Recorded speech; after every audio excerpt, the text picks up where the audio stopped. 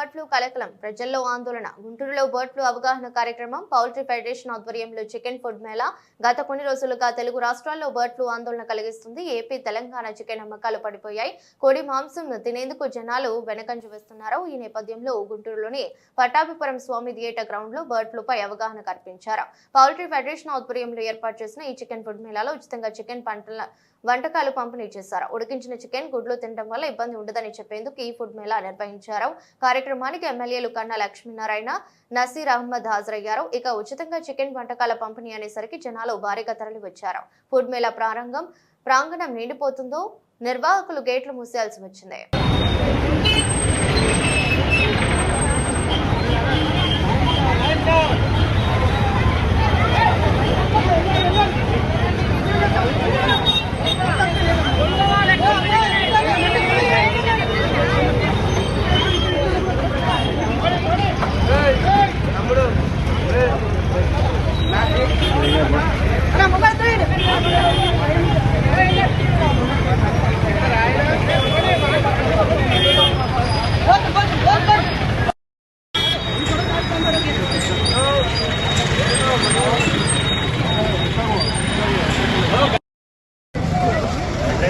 traffic అందరికీ